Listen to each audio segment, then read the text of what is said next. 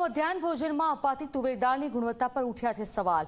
ગોઝારિયાની સસ્તા અનાજની દુકાનમાંથી ચોંકાવનારા દ્રશ્યો સામે આવ્યા। તુવેરની દાળમાં જીવડા પડેલા જોવા મળ્યા। તુવેરની દાળમાં પાવડર જોવા મળતા અનેક સવાલો ઉઠી રહ્યા છે।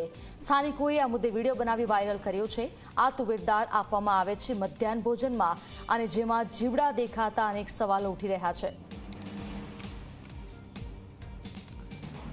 તો મધ્યાહન ભોજનમાં બાળકો માટે જે ભોજન તૈયાર કરવામાં આવે છે જેમાં દાળ હોય છે તે દાળનો ઉપયોગ તમે જુઓ। આ એ દાળ છે જે મધ્યાહન ભોજનમાં વાપરવામાં આવે છે અને તેમાં તુવેર દાળમાં જીવડા જોવા મળ્યા છે। તો બાળકોના આરોગ્ય સાથે ચેડા થઈ રહ્યા છે।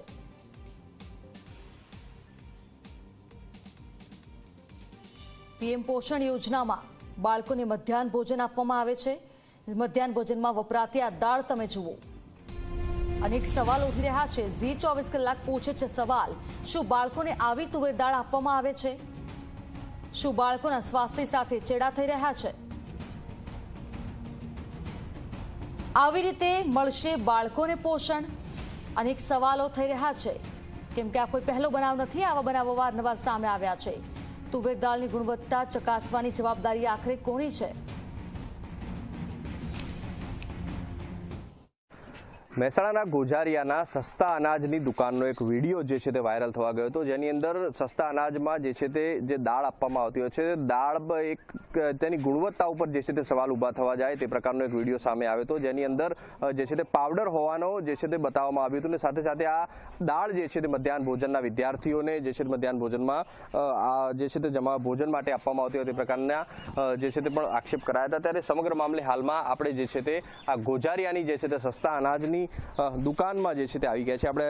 હું આપણે દાળનો જથ્થો પણ જે છે તે બતાવવાનો પ્રયત્ન કરીશ। કયા પ્રકારની દાળ જે છે તે આપ જોઈ શકો છો કે હાલમાં આ દાળનો આ વિડીયો જોઈ શકો છો, કયા પ્રકારની આ દાળ જોવા મળી છે। મારો હાથ બતાવીશ આપને, હાથ હાલમાં ચોખ્ખો જોવા મળ્યો છે, પરંતુ જેવો હું અંદર હાથ નાખીને બહાર કાઢીશ મારા હાથ જોઈ શકો છો કે સમગ્ર જે છે તે પાવડર આ જે છે તે દાળ હોય તે પ્રકારના દ્રશ્યો જોવા મળ્યા છે। મધ્યાહન ભોજનના જે છે તે આપણે પેકેટ પણ બતાવીશ। હાલમાં જ્યાં જોઈ શકો છો પીએમ પોષણ યોજના મધ્યાહન ભોજન યોજના માટે જે છે ત્યાં ફક્ત શાળાના બાળકોને બપોરના ભોજન માટે આપવામાં આવતી જે છે ત્યાં દાળનો જથ્થો છે, તેમાં પણ આપ જોઈ શકો છો કે કયા પ્રકારનું જે માત્ર પાવડર જ જે છે તે જોવા મળી રહ્યો છે। શું કહેશો, આપે જે આ વિડીયો બનાવ્યો કેવી રીતે ધ્યાને આવીને શું સમગ્ર મામલો છે?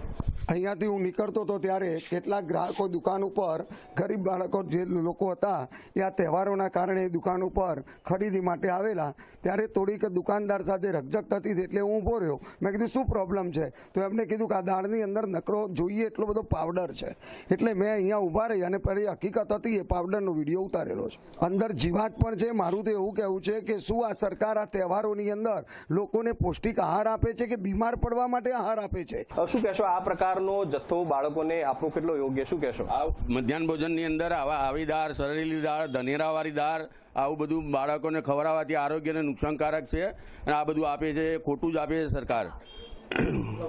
બિલકુલથી દુકાનના સંચાલક છે, આપણે તેમની સાથે વાત કરવાનો પ્રયત્ન કરીશું।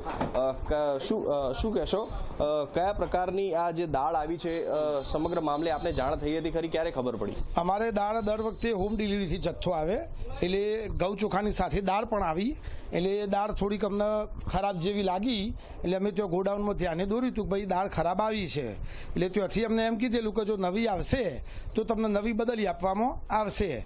પરંતુ હવે તહેવાર નજીક આવે એટલે અમે વિતરણ શરૂ કરી દીધું। ગ્રાહક આવે, જો જરૂરિયાત લાગે ને એમને લેવી હોય એમને આપીએ છીએ, ના લેવી હોય એને અમે કમ્પલસરી આપતા નથી। મોટાભાગના ગ્રાહકો તકરાર કરે છે, પણ સમજાવીને જો લેવી હોય કોઈને તો આપીએ છીએ, ના લેવી તો કોઈને પ્રેશર નહીં કરતા અમે એમ। શાળાના બાળકોમાં જાય છે? શાળાના બાળકોમાં આ જથ્થો ગયા મહિનાનો છે, કારણ કે આ મહિને તો શાળાના બાળકો નથી આવેલું। અનેક સવાલો ઊભા થવા જાય છે। આ દાળ ગોડાઉન સુધી પહોંચી કેવી રીતે? આ દાળ આપનાર એજન્સી ઉપર ચોક્કસથી કોઈ કાર્યવાહી થશે કે કેમ? આ દાળ જો ગોડાઉનમાં આવી હોય તો ગોડાઉનમાં તપાસ નહીં થઈ હોય, ગોડાઉનથી સસ્તા અનાજની દુકાનો સુધી આ દાળ પહોંચી રહી છે, ત્યાં સુધી કોઈ આલા અધિકારીની પણ આની જાણ નથી। આ પ્રકારની દાળ શું લોકોને જાણી જોઈને ખવડાવવામાં આવી રહી છે, લોકો સુધી પહોંચાડવામાં આવી રહી છે? અધિકારીઓ દ્વારા જથ્થો અટકાવવામાં કેમ ના આવ્યો તે પણ અનેક સવાલો ઊભા થવા જાય છે અને હવે જે છે તે નવો દાળનો જથ્થો ક્યારે આવે છે કે પછી આ જ દાળ જે છે તે લોકોને આરોગવા લોકો મજબૂર બને છે તે પણ જોવું રહ્યું. તેજસ દવે, ઝી મીડિયા, મહેસાણા.